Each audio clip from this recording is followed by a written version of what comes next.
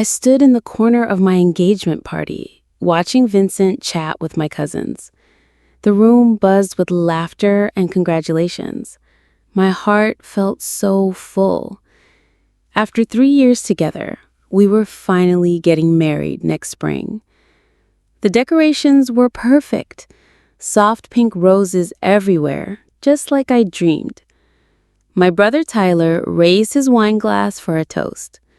I smiled, expecting sweet words about Vincent and me. But Maddie, his wife, suddenly grabbed the microphone from him. Her face crumpled as she spoke into it.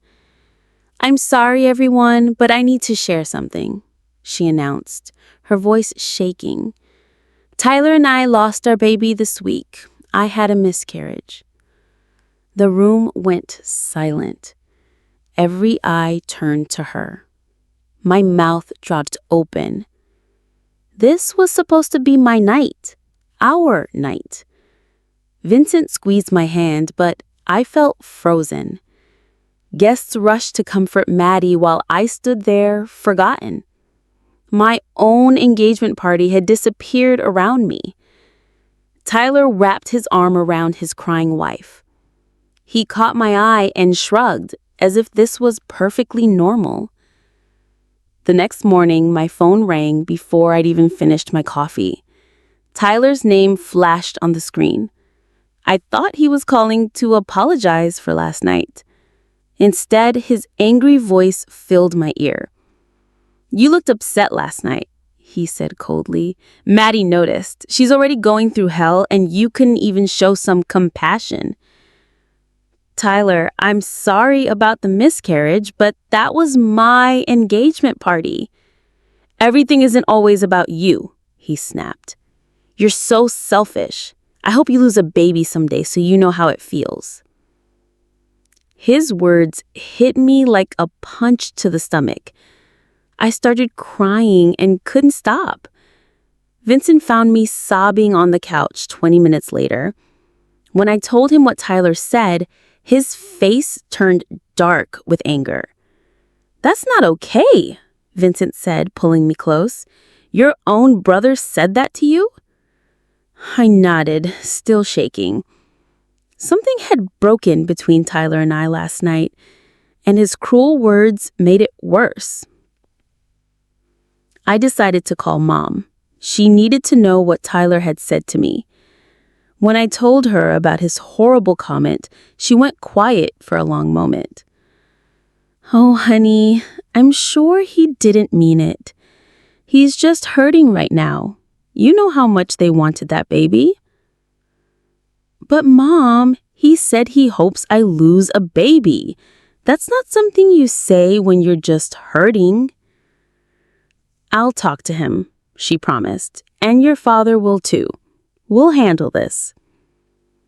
But something in her tone told me they wouldn't really handle anything. Mom always protected Tyler. He was the golden child who could do no wrong. I was just a daughter who supposedly overreacted to everything. 2 days passed. No call from Tyler, no apology, nothing from Dad either. Vincent's mom called to check on me, and I ended up crying while telling her everything. At least someone cared about how I felt. Wedding dress shopping was supposed to be magical. I'd brought Mom, Vincent's mom, and my sister-in-law Bella. We'd found the perfect dress, ivory silk with delicate lace sleeves. I was twirling in front of the mirror, feeling like a princess. "This is it. This is my dress," I whispered. The consultant smiled. "You look absolutely beautiful." Just as I was about to say yes officially, Maddie burst through the boutique door. Her eyes were red and puffy. She spotted me in the dress and immediately broke down sobbing. "I lost another baby," she wailed loudly. "We were trying again and I miscarried yesterday." Every head in the boutique turned toward her drama. The other brides and their families stared. My magical moment evaporated as everyone rushed to comfort Maddie again. I stood there, in my dream dress, invisible once more. Tyler appeared behind her. "See, not everything is about you," he said coldly. I tried talking to my cousins about the pattern I was seeing. On Sunday dinner, I called aside Aunt Maria and Uncle Carlos. They listened quietly as I explained how Maddie kept hijacking my special moments. "Well, honey, she is going through a really hard time. Maybe you could be more understanding," Aunt Maria said carefully. "But don't you think the timing is strange?"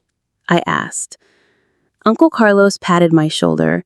"Sometimes grief makes people act differently. Maybe she just needs to feel supported." Even my own family was taking her side. I felt completely alone. Later that evening, my phone buzzed with a text from Maddie. "I know you're upset with me. I wish you could be a better friend right now. I really need you." The guilt trip was obvious, but it still stung. Was I really being unreasonable? Vincent assured me I wasn't, but everyone else seemed to think I was the problem. 3 months later, Maddie called me with exciting news. She was pregnant again, and this time everything looked healthy. I genuinely felt happy for her. Despite everything, I wanted her to have the baby she desperately wanted. "I'm so glad it's working out this time," I told her honestly. "Thanks," she said. Then her tone changed. "Actually, I wanted to ask you something. Since we'll be about 6 months along during your wedding, I thought it would be the perfect time to announce the gender, in front of the whole family." My blood ran cold. Announce it at my wedding? Think about it. Everyone will be there. It'll be like killing 2 birds with 1 stone. She actually giggled. "It'll be the perfect stage for our big reveal." The way she said perfect stage made my skin crawl. This wasn't coincidence anymore. This was calculated. I marched over to Tyler and Maddie's house that same afternoon. I'd practiced what I wanted to say during the entire drive over. When Maddie answered the door, I didn't waste time with small talk. I told Maddie she cannot announce the baby's gender at my wedding. That day needs to be about Vincent and me. Maddie's face immediately shifted to victim mode. Her eyes filled with tears. "I can't believe you're trying to silence me. I'm growing Tyler's baby and you want me to hide it like I'm ashamed." "That's not what I'm saying. I'm the mother of your future nephew or niece and you're treating me like dirt." Tyler appeared behind her, scowling. "What's your problem now?" I told Maddie she can't announce the baby's gender at my wedding. His jaw clenched. "We'll announce whatever we want, whenever we want. It's called free speech."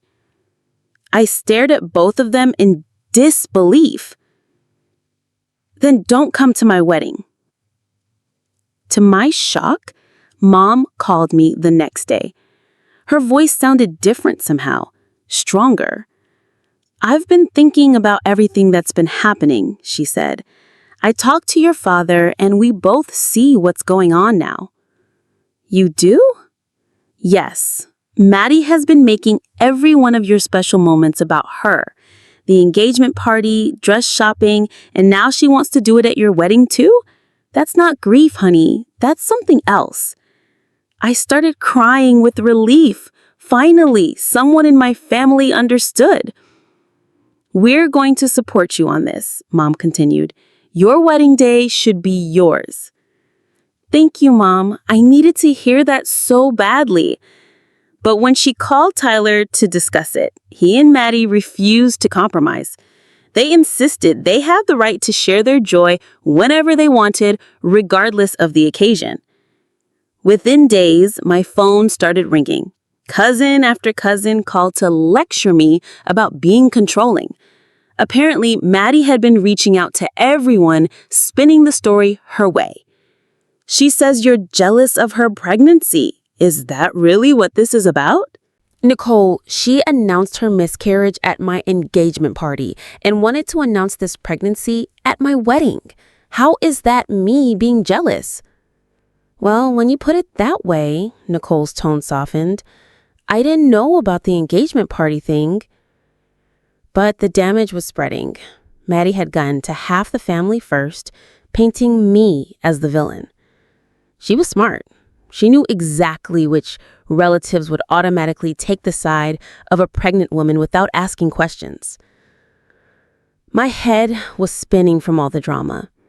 This was supposed to be the happiest time of my life. Vincent found me crying in our bedroom after another guilt trip phone call from a relative. He sat down beside me and took my hands. "That's enough," he said firmly. "They're not going to ruin our wedding day. We're handling this together." How? Half my family thinks I'm evil now. Then we make it crystal clear that anyone who can't respect our day isn't welcome. His eyes were determined. "I have an idea, but it's going to be bold." "What kind of idea?" "We're going to take control of the narrative. If they want to play games, we'll play better." Vincent's confidence gave me strength. For the first time in weeks, I felt like someone was truly fighting for me. He started making phone calls that night, and I could tell he had a plan brewing. A week later, I discovered something that made my blood boil. Tyler had secretly invited 6 of Maddie's closest friends to our wedding without asking us. When I confronted him about it, he shrugged. "She needs a support squad at the wedding. You know how emotional pregnant women get." "You added 6 people to our guest list without permission? They're family friends now. Deal with it." Vincent was furious when I told him. "That's it. We're uninviting all of them. Tyler overstepped the line." "But what if it causes more drama?" "Good. Let it cause drama. They're counting on you being too polite to fight back." Vincent was right. I'd been so worried about keeping peace that I'd let them walk all over me. But our wedding was expensive. Every seat cost us money. Tyler had no right to invite people behind our backs. I agreed to meet Maddie for lunch, hoping we could work things out peacefully. She suggested a busy restaurant downtown, which should have been my first warning sign. "I miss our friendship," she said loud enough for nearby tables to hear. "I don't understand why you hate me for being pregnant." "Maddie, I don't hate you. I just want my wedding day to be about—" She started crying dramatically. "You're being so cruel to me. All I wanted was to share my joy with the family." People at other tables started staring. I felt my face turn red with embarrassment. She was performing for an audience, making me look like the bad guy. "I'm leaving," I whispered. That night, she posted on Facebook. "Some people show their true colors when life gets hard, praying for those who can't find compassion in their hearts." The post got 43 likes and dozens of supportive comments. I felt sick. Dad called me the next morning. I thought he might be calling to support me after seeing Maddie's Facebook drama. Instead, he tried to negotiate. "Just let them announce the baby at the wedding," he said tiredly. "It would keep the peace. And isn't that what matters?" "Dad, it's my wedding. Why should I have to share my one special day?" "Because family comes first, and this fighting is tearing everyone apart." I hung up feeling defeated. Even with Mom's support, Dad was still prioritizing Tyler's happiness over mine. Nothing had really changed. I was still the daughter who was supposed to sacrifice for the golden child. At the family barbecue that weekend, I overheard Maddie whispering to Vincent, "Don't you think she's overreacting about this whole thing?" Vincent's response was ice cold. "No, I think you are." Vincent's parents invited me to dinner to discuss the situation. Their support meant everything to me. "If your family won't protect you, we will," his mom said firmly. This behavior is unacceptable. We've been watching this pattern for months. Someone needs to put a stop to this, his dad added. They suggested something that took my breath away, completely banning Tyler and Maddie from the wedding. But they're my family, I protested weakly. Family doesn't treat family this way. They've had multiple chances to respect your boundaries. Vincent agreed with his parents. They've made their choice. Now we make ours. I spent that night thinking about everything that had happened. The engagement party ambush, the dress shopping drama, the secret guest list additions, the manipulation campaign against me. Maybe it was time to stop being the peacekeeper. The final straw came when Tyler's friend Marcus mentioned seeing Maddie shopping for a special dress for the wedding. She had already bought an outfit specifically designed to steal attention at my wedding. She was so excited, Marcus said innocently. She kept talking about how surprised everyone would be. My hand started shaking. This confirmed everything.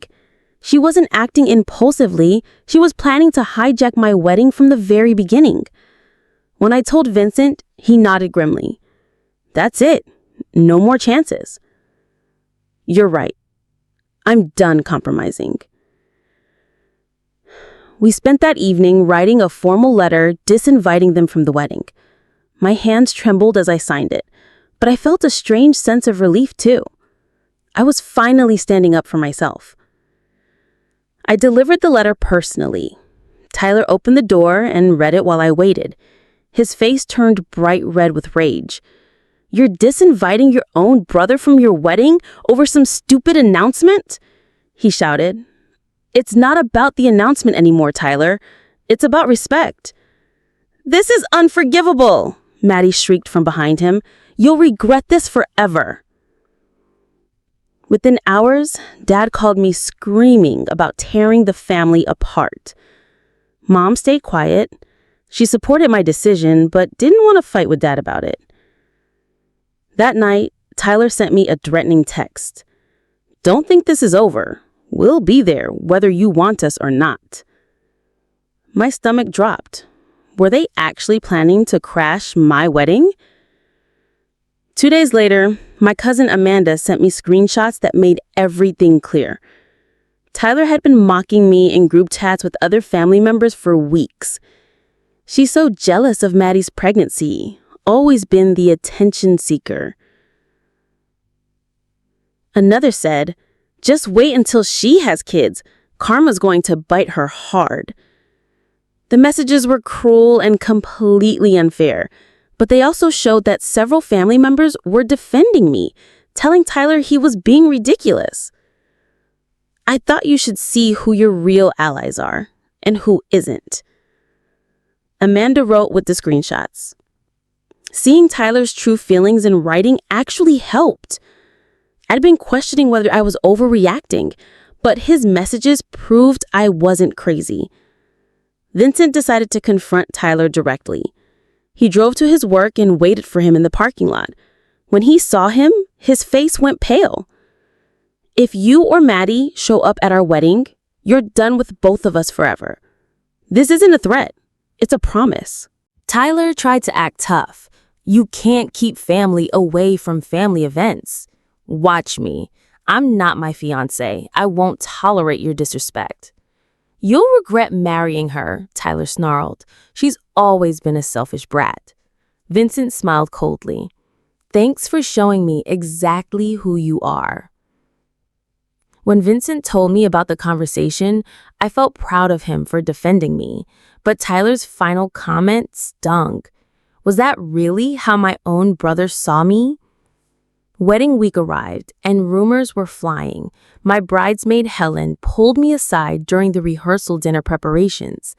I heard from someone that Maddie has a backup plan, she whispered. Something about a coordinated toast if she gets into the reception?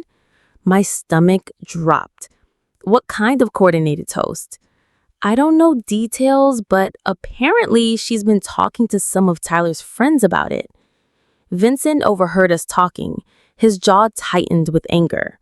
They're really going to try something, even after everything. I felt my dream wedding slipping away from me.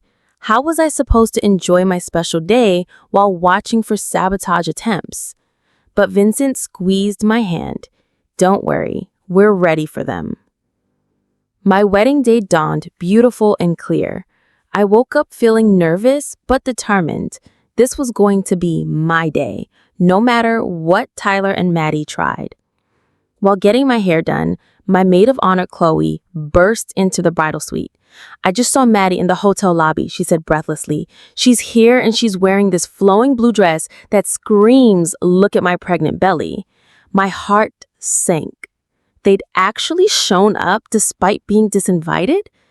Security is supposed to keep them out of the ceremony, Vincent's mom said firmly. Don't worry about it. But as we walked toward the ceremony space, I caught a glimpse of Maddie slipping in through a side door.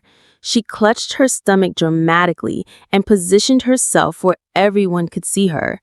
During my vows, I noticed Maddie swing slightly and touching her forehead like she was feeling faint. Several guests turned to look at her with concern. Then, right as Vincent was saying "I do," she suddenly collapsed forward with a loud gasp. Half the guests jumped up to help her. My wedding ceremony ground to a halt while people fussed over Maddie, but Vincent's cousin Amber leaned over to me. "I saw her practicing that fall in the bathroom earlier," she whispered. She kept adjusting her position and timing it. I felt a surge of rage. She was literally faking a medical emergency to steal the attention from my vows. I looked at Vincent and he nodded. We both knew what needed to happen. At the reception, I walked straight to the microphone before anyone else could touch it. My heart pounded, but my voice came out strong and clear. Thank you all for being here to celebrate Vincent and me. This is our wedding day, and anyone who cannot respect that needs to leave immediately. The room went silent. Maddie, who had miraculously recovered from her fainting spell, stood up indignantly. "You can't throw about family," she shouted indignantly. "I just did," I replied calmly. Vincent's parents appeared on either side of Maddie and Tyler, politely but firmly escorting them toward the exit. Some guests were shocked, but others started applauding me. The applause grew louder and louder until most of the room was clapping for me. I felt tears of relief rolling down my cheeks.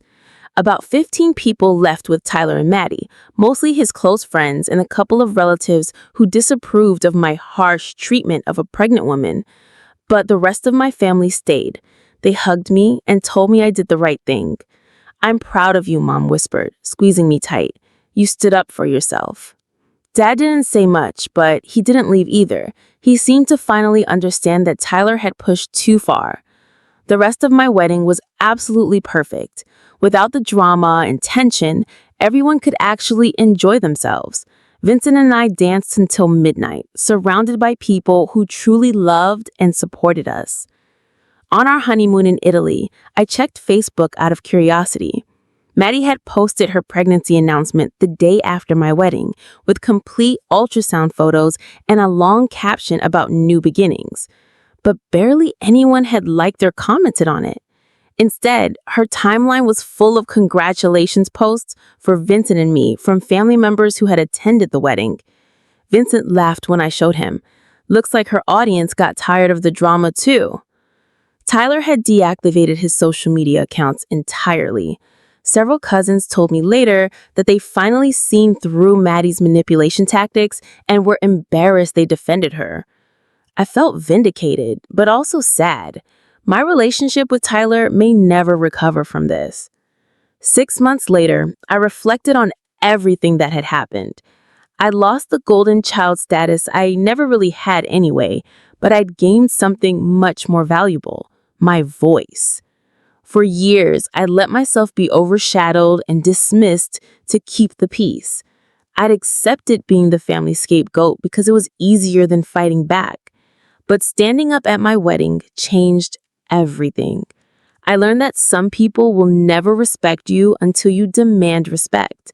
I learned that real family supports your happiness instead of stealing it. Blaine and Serafina had tried to steal my wedding spotlight, thinking I'd never fight back. Instead, I finally stepped into my own light, and it was brighter than they ever expected. Karen was right from the beginning. They didn't ruin our day. If anything, they gave me the chance to show everyone exactly who I really was.